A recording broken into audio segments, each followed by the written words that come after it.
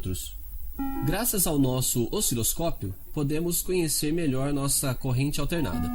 Ela é representada por uma senoide que podemos desenhar graças a uma flecha. E o comprimento dessa flecha representa o valor da intensidade máxima ou da tensão máxima. A corrente alternada se caracteriza também por sua frequência. Agora, se nossos senhores nos trouxessem nosso circuito elétrico elementar, nós vamos ligá-lo numa fonte alternada e estudar o que acontece. O valor instantâneo da intensidade e da tensão nos terminais da resistência tem um aspecto senoidal. A todo momento, a lei fundamental continua valendo. Além disso, as flechas de intensidade máxima e tensão máxima estão exatamente paralelas. Corrente e tensão estão, como dizemos, em fase. A tensão é máxima quando a corrente é máxima. A tensão é nula quando a corrente é nula.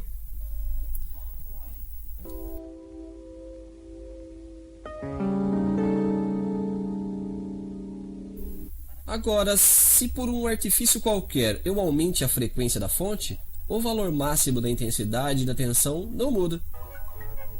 Além disso, corrente e tensão continuam em fase. O valor da resistência, portanto, não é sensível à frequência de nossa corrente, pelo menos na baixa frequência. Mas nós vimos que bobina e capacitor eram criaturas que reagiam às variações. Você se lembra?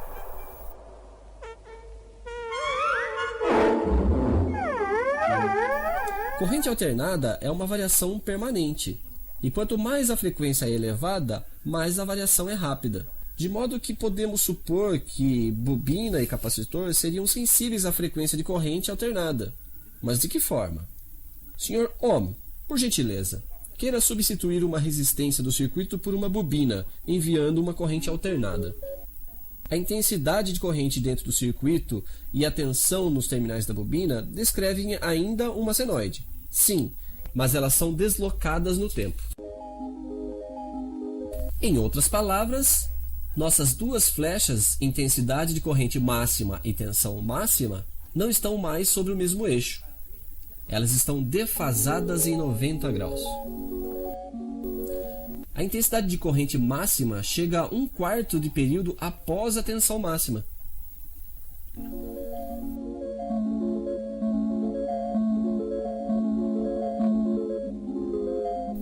E não é tudo. Se eu aumento a frequência, vejam que a intensidade máxima dentro do circuito começa a diminuir.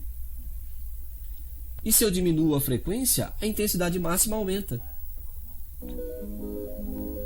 Quanto ao outro camarada, o capacitor, você pode imaginar que ele vai fazer exatamente o contrário. Se a frequência aumenta, a intensidade máxima dentro do circuito começa a aumentar, e inversamente. Além disso, a intensidade máxima não chega mais a 1/4 de período depois, mas sim 1/4 do período antes da tensão máxima.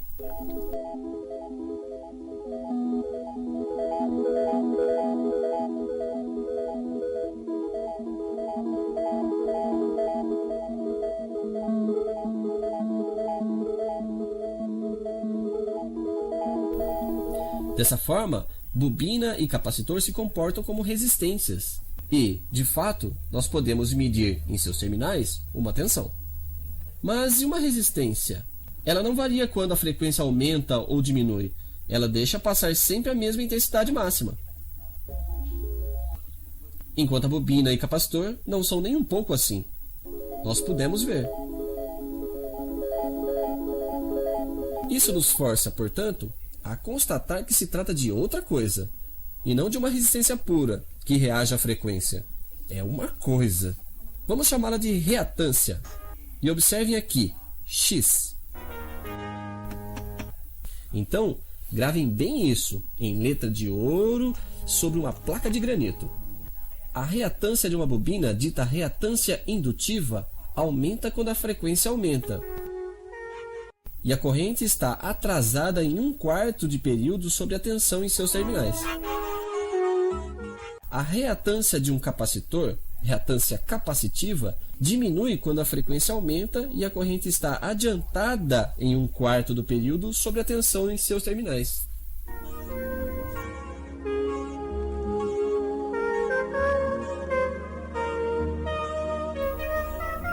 Quanto às fórmulas precisas de reatância e para mais detalhes, peço-lhe a gentileza, como sempre, de recorrer ao seu professor habitual.